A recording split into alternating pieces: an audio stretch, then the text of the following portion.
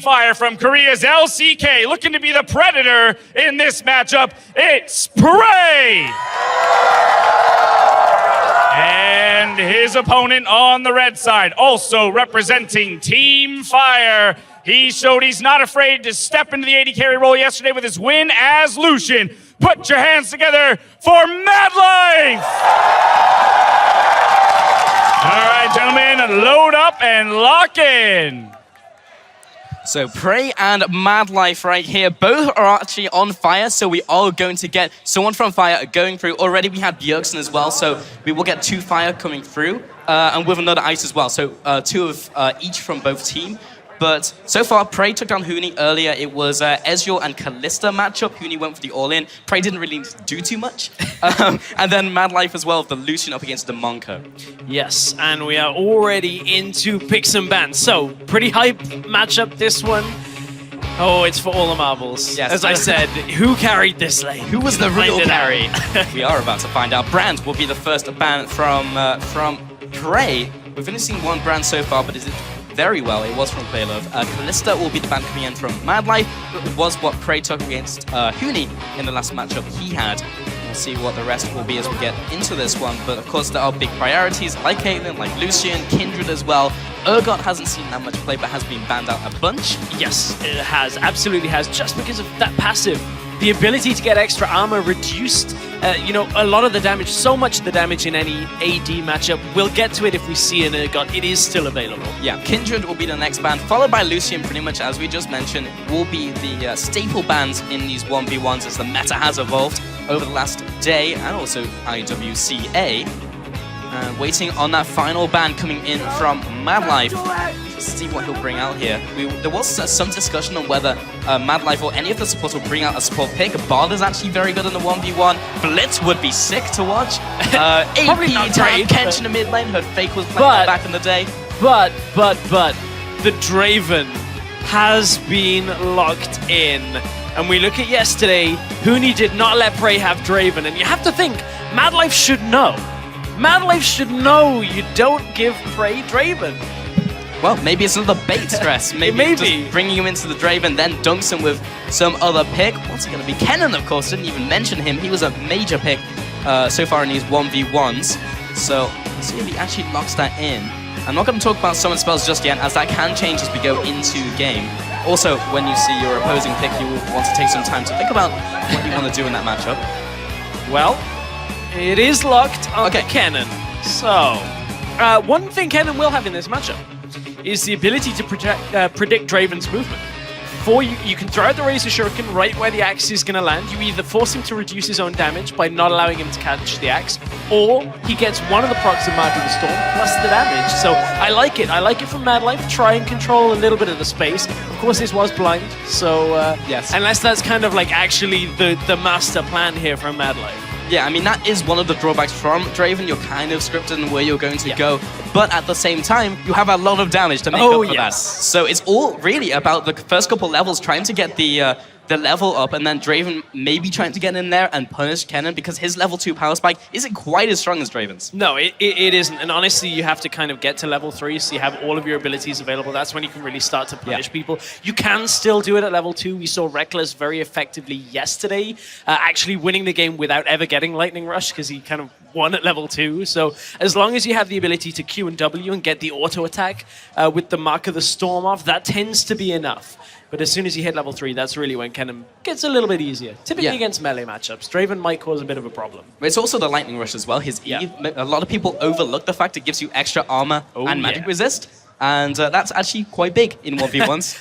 It allows you to do this thing called trading, which will win you the game. So getting on to this next one on the Howling Abyss, PraY coming in here up against Madlife. As you mentioned, Stress, who was the real carry? We're about to find out in this 1v1.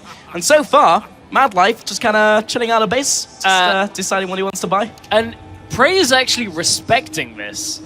PraY was ever so slightly behind the curve on that, and doesn't actually punish Madlife for the this. ultimate mind game is also, like, oh, I didn't realize the game was started. Also, Madlife is running AP here. He is not running full AD, or, well, you know, he's going now for that hybrid style where he's going to get AP later but start with the Doran's Blade.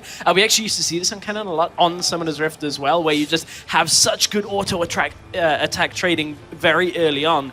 So Madlife looking to just get that early push on with the Doran's Blade. That's why we see it. It allows you now to trade very effectively onto the minions, and you kind of just ignore a lot of the actual champion trading fairly early on. Yeah, so actually going with this setup as well, I expect him to max W over Shuriken, because it's very actually difficult to land that, as we saw. Will be stopped on minions in the same way that Mystic Shot will be in Ezreal. So actually just going for those autos, following up with Electrical Surge will probably be what Madlife is looking for, but PraY manages to get these minions down a little faster than him. Madlife has actually gone for the W first, so is going for what we were just talking about. Ward goes down, cutting the ability for Madlife to cut vision. And look at Madlife actually not looking to rush, but he's taking so much damage from it. Man. And PraY's going to hit level 2 first just to get the punish off, because Madlife already took so much damage from the initial trade from PraY. Right, and this was Madlife realizing he'd already lost that push, so he was conceding so much room just holding the empowered Shuriken as he is now, because he knows he's going to push into turret. The problem is, on this map, the turrets do different amounts of damage. The melee minions will die to 2 turret shots each without an auto attack. The ranged minions will die with 1 plus an auto. If pretty much anything touches those ranged minions, 1 tower shot will kill it. Yeah, basically, if the melee minions even, which do so little damage, you are not getting those cascades. It's just not going to happen. Madlife has gone for a point in Thundering Shuriken as his next level. PraY, once again, gets the level 3, so we'll have all of his abilities now put a point in Blood Rush as well. Has control over the relic as it spawns at 125. 2 minutes 25 rather, and 1:15 is the respawn on that. So PraY will be trying to camp over that when he continues to push up. Madlife finally gets the auto down with the W follow-up, but the only way he's ever going to get the stun is if PraY is out of position for the Thundering Shuriken, or is in range for Madlife to go for his E. Oh, this is going horribly wrong for Madlife. He didn't get any of those melee minions there. He's still not 100% on last hitting under the turret. And normally, a couple of CS here and there, you may think, oh, it's not that much of an issue. But look at how many he's losing. Look at the gap that has already opened up. We're only on the 4th wave, now the 5th joining. 22 CS to 12 at this point. Madlife is falling so far behind on the minion game, but he is starting to get some damage onto PraY, but it doesn't do too much this early on. Yeah, right now the win condition has shifted for Madlife from keeping the CS even to maybe looking for an all-in at level 6, trying to burst PraY down for the kill. Oh, this is dangerous here. Oh, Madlife has gone past the minions. Gets the stun down, but he's in range of tower, so he can't really go all-in on PraY. PraY may go back here in preparation for level 6 and just get some items into his belt. And Madlife right there goes past the range minions, but is far enough that his auto attack doesn't actually drag the aggro onto him. So we got a little bit lucky that PraY kept moving back away, because otherwise Madlife would have taken so much damage from those ranged minions. And right now, Madlife just looking to set up the push, reset the wave, look to recall himself. Yeah, honestly, I felt like Madlife knew that. I think he was pushing forwards enough that PraY knew he couldn't return damage onto Madlife, and going for the trade regardless of minion aggro wouldn't have mattered for him. PraY, as you can see, any damage on those caster minions means you cannot get it if it's in the tower. So difficult. And yeah, that's one of those things where it's like, in those situations, you just have to be mindful of where the minion aggro is going to come from, because it will deal so much damage. And if a full wave of 3 range minions starts attacking you, every single attack is going to be the equivalent when the 3 of them attack as 1 champion. Okay, so PraY should be first to level 6 here as he's gotten a couple extra minions as Madlife has only now come back into lane. Relic has spawned behind PraY, so we've got that to fall back on. Madlife should be coming up a little later as he took that second. And really looking for this level 6 now, that's a major thing that will open up this game. Big minion push coming into Madlife now. Will be very difficult for him to really push back. He doesn't have any AoE unless he can get in range for the E. Oh, that first minion, auto Q would have killed it. Madlife couldn't quite get it in time either. Will get the second though. It's so difficult to CS here unless you can get the actual kind of angle on the Q and the autos in the right time. Madlife's doing a better job now.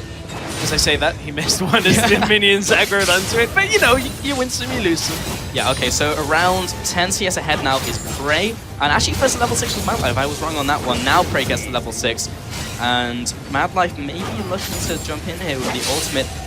PraY's not currently in kill range, so Madlife will want to try and get some damage down onto him, but it's so difficult with the shurikens, and if you get in range for the auto with cannon, you're going to take 2 autos or more from PraY, which are going to hurt way more. Yeah. You can see there's the telegraphing of PraY now has 2 axes. How will the juggling go for PraY? This is a lot of damage if he gets 2 autos up onto Madlife. It will focus down the minions for now, though.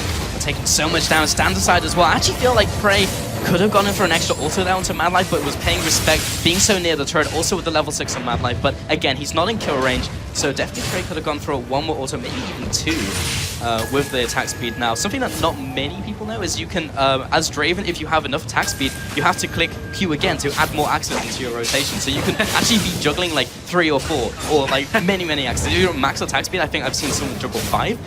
Probably won't reach that. That's pretty micro-intensive, I'm not gonna lie. PraY can do that. But this is all about micro That is true, but so much of it is about the minions. You can't just go juggling 5 axes around and run around and not care. But PraY, taking a lot of damage, will trade it back onto Madlife for now. Very tense game so far, but you can see PraY has extended. Look at the lead he's got, Pulse. 56 CS to 45 right now. PraY is in full control. Yeah, in the last 2 or 3 trades, we've seen Madlife just get ahead, or rather PraY get ahead of Madlife, just managed to get 1 more auto down on the retreat. And Madlife is just finding it hard to put down damage and bring PraY into kill range. And because of those double Dyrus, PraY is basically up to full health again. And once again, you see the grass come out. Madlife, his window is closing rapidly. We're at a pretty important point here, because if PraY can recall, he has the gold for Hexdrinker. He already has the longsword in his inventory, and Hexdrinker is going to go so far against Madlife. Madlife's building half AP as well. Whoa, that's not a Hexdrinker. That is not a Hexdrinker at all. That is a BF sword that he picks up on Draven. He wants to win this with a kill right now and make sure he can just take out the minion wave as fast as possible and just go fully ham on Madlife at this point. I'm a little surprised at this. Yeah, that's interesting. And now Madlife goes back. Does he pick up Seekers? He's got 1200. He could complete it, plus then go for added damage if he wants it. Yeah, is it worth with the opponents at 70 CS though? Because Seeker's on guard kind of crap basically by itself. Okay. Gonna fight fire with fire, breaking out the needlessly large round as well for more damage. Great. So one thing about getting damage as opposed to sustain on this map is that if you don't actually get the all-in, it's pointless. So, I mean, one of these players going this build path is not going to lose the game because of it, but makes the game so much harder for themselves right now. If Madlife can somehow get, you know, a full ult channel off onto PraY, if he can get that W stun and then continue to just do damage, it could be okay, but I mean, Madlife's in a tough position. PraY actually just needs to farm this out to win. So important just right there, Madlife took the relic at full health while he was down there, so that's been denied for PraY. So if Madlife takes a fight over on PraY's sides of the map, he won't have that to fall back on, and will be able to just go on this uneven playing field. I love what PraY did right there. He had 2 marks of the storm, so he actually backs off to try and get Madlife to come into W range. The same's going to happen again. Look at Madlife trying to come out of Fog of War just to proc the stun and follow up with damage, but PraY last time efficiently traded the auto back, will ult the wave just to make it push. He's going to recall. Yeah, he's going for the CS win. He's either going to recall here or just wait for the wave to reset. Yeah, right now being 3 waves away from winning the game, he's just going to keep farming it out. There's no real reason to try and straight up kill Madlife. Madlife, he's I love it. The side of the map. I love it. It's great. So with the ward in the bush on PraY's side, Madlife has full control of the area behind PraY's minions. So Madlife never has to cross it and denies so much of this farm for PraY. He says, if you want to go for a CS win, I'm going to make you fight me for it. And Madlife won't take aggro from this until an auto attack lands. He can just queue out again and again and again. They can even hit PraY, and Madlife will be fine as long as the minions are just attacking his. Yeah, literally notice this. Madlife is not even hitting the minions. He's letting it go over to his side of the map. However, he did just kill 1 minion, and now it's pushing back into PraY. So it has now been broken. The idea was fantastic. Was great. I love it. He sold PraY out for so long.